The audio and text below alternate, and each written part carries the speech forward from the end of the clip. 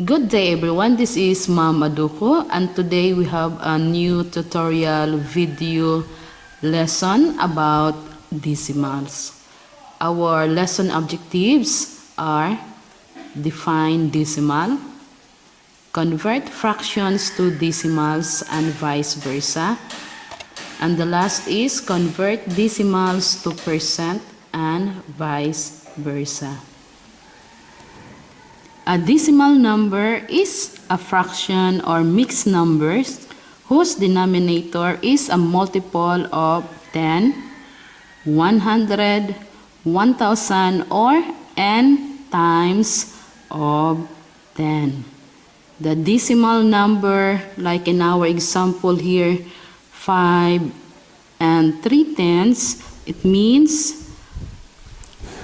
5 plus 0.3 or 5 plus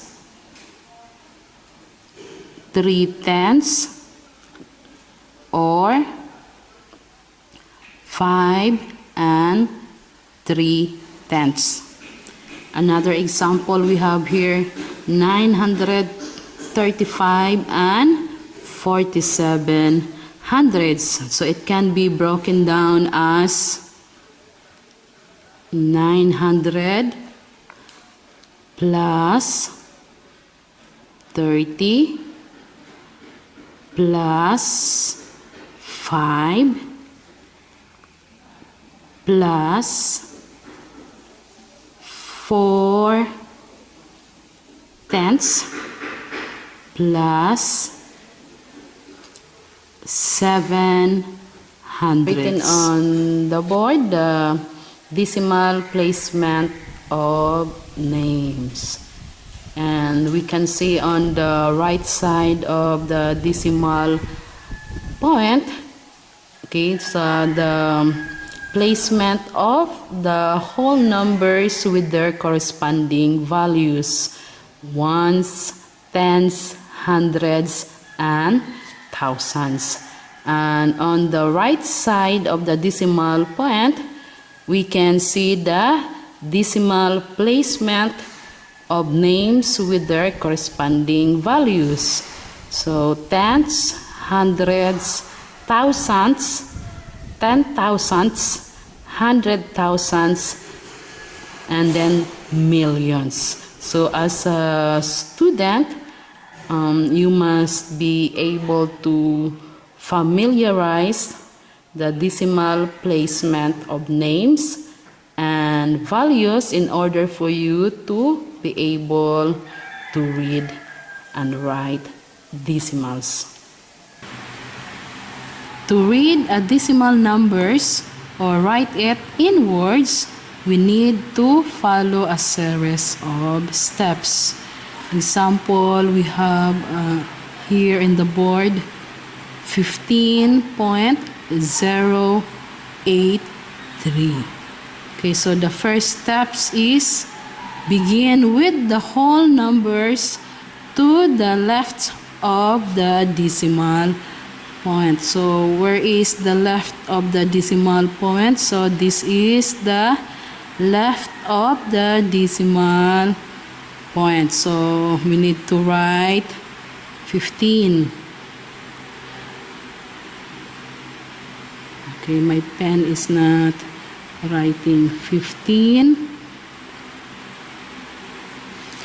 Okay, so 15. Then the second step is read or write and for the decimal point. So instead of the decimal point, okay, we read or write the word "and". Okay. Then the third step is read or write the number to the right of the decimal point as a whole number. So where is the right of the decimal point? So this is the right of the decimal point. So we can see here 83. So no need to write or read the 0. So 83.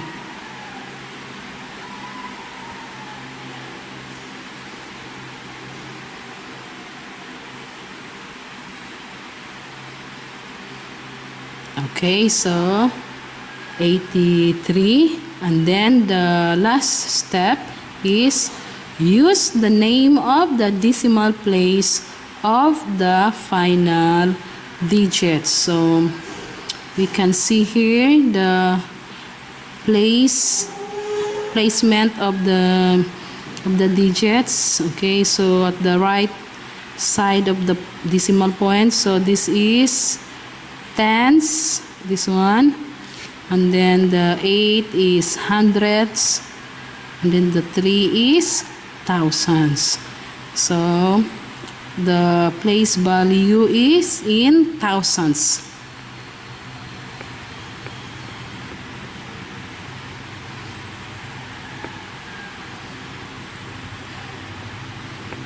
Okay, so now we have this written in words. Okay, 15 and 83 thousands. So this is how you read 15.083. Another way of reading 15.083. So 15 and 83 thousands. We have another examples written here on the board. Okay, so example 1, 0.0005. So this will be read as 5. Then according to the placement and values of the digits, so this is tenths, hundreds, thousands, and then the final digit is the 10,000. So we write or read 5 10,000s.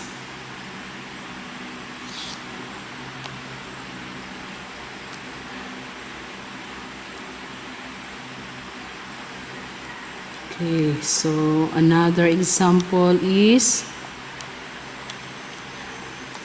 2.04562. So this will be read as 2, and then the point will be replaced by the word and.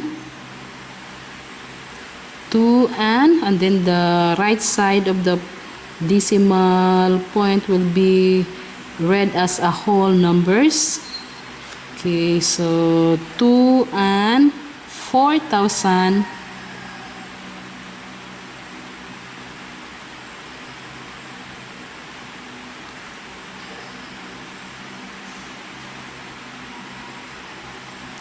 Two and 4,500.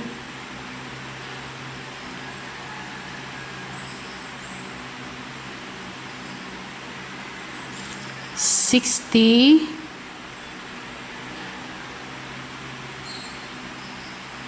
2, and then okay, so based on the placement of the digits and their place value, so this is tenths, hundreds. Okay, this is tenths, hundreds, thousands, 10,000s, and then the final digit 2 is the 100,000s.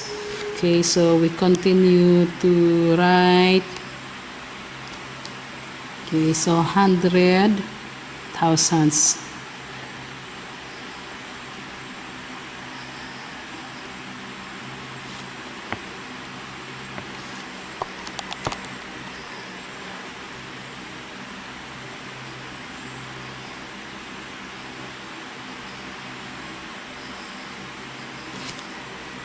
Okay, so that's it. So 2 and 4,562 100,000s.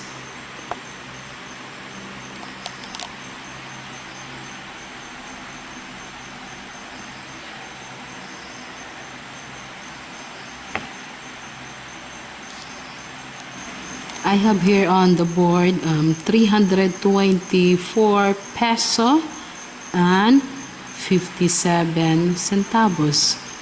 How are we going to write it in words? Especially if you are a business person, so there will be a time that you will be writing in a checkbook. So how are you going to write these 324 pesos and 57 centavos? Okay, so this is how to write in words. 300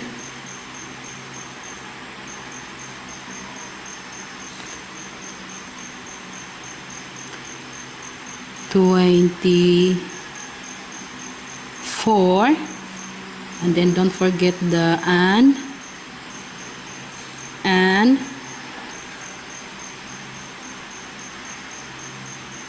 57 hundredths pesos. Okay, so we can see here that the pesos is written in words.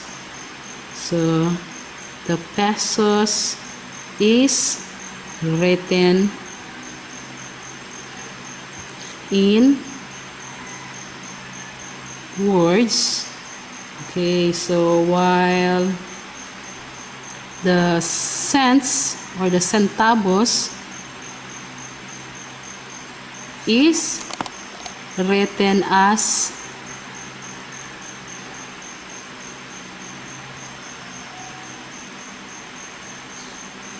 a fraction.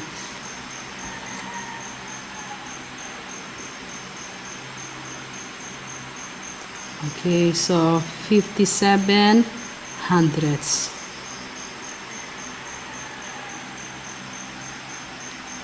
Okay.